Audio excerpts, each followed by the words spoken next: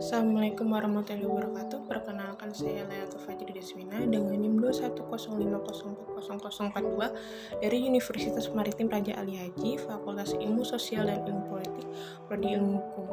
Di sini saya akan menjelaskan tentang Undang-Undang Hak Cipta untuk memenuhi tugas ujian tengah semester mata kuliah Hak Kekayaan Intelektual yang diampu oleh Ibu Marnia Rani, SHMH. Langsung saja kita masuk pada materi pertama, yaitu Sistem Perlindungan Hak Cipta di Indonesia berdasarkan Undang-Undang Nomor 28 Tahun 2014 tentang Hak Cipta.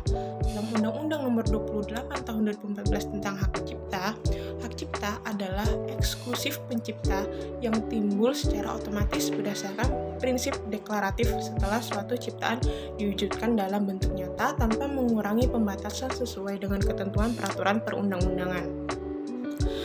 Nah, undang-undang ini juga mengatur beberapa hal seperti jangka waktu perlindungan hak cipta yang berlaku selama hidup pencipta dan 70 tahun setelah pencipta meninggal dunia. Kemudian penyelesaian sengketa secara mediasi dan arbitrase ataupun pengadilan, dan juga hak cipta sebagai benda bergerak tidak berwujud dapat dijadikan jaminan objek. Kemudian materi kedua tentang sistem perlindungan hak merek di Indonesia berdasarkan Undang-Undang Nomor 20 Tahun 2016 tentang merek dan indikasi geografis.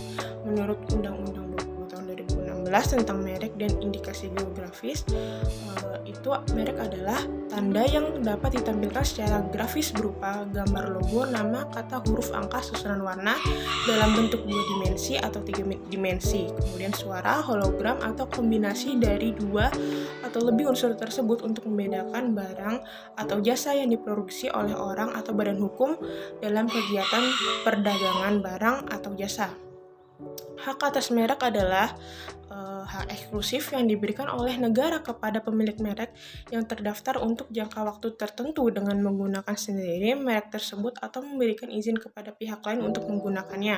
Nah, indikasi geografis ini adalah suatu tanda yang menunjukkan daerah asal suatu barang dan atau produk yang karena faktor lingkungan geografis termasuk faktor alam, faktor manusia, atau kombinasi dari kedua faktor tersebut yang memberikan reputasi, kualitas, dan karakteristik tertentu pada barang atau produk yang dihasilkan. Kemudian hak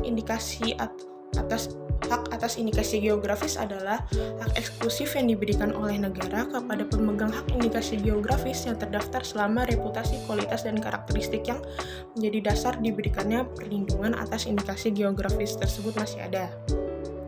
Pasal 35 Undang-Undang Nomor 20 Tahun 2016 menyebutkan bahwa merek terdaftar dapat perlindungan hukum untuk jangka waktu 10 tahun sejak tanggal penerimaan, dan jangka waktu perlindungan itu dapat diperpanjang dengan jangka waktu yang sama. Negara Indonesia dalam aspeknya menganut sistem terkait tentang hak merek hanya mengakui first to file, sehingga yang pendaftar pertama kali adalah yang berhak atas kepemilikan suatu merek. Untuk lebih jelasnya, undang-undang ini tuh juga dipakai dalam kasus tentang kasus IKEA dan Swedia. IKEA Swedia dan IKEA Surabaya.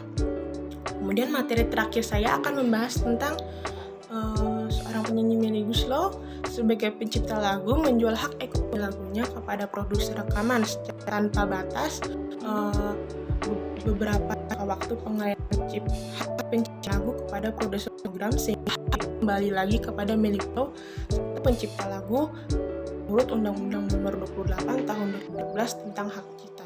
Nah, jadi karya pelaku pertunjukan berupa lagu atau musik yang dialihkan atau jual hak ekonominya, kepemilikan ekonominya beralih kembali kepada pelaku pertunjukan setelah jangka waktu 25 tahun. Hal ini tertulis dalam pasal 30.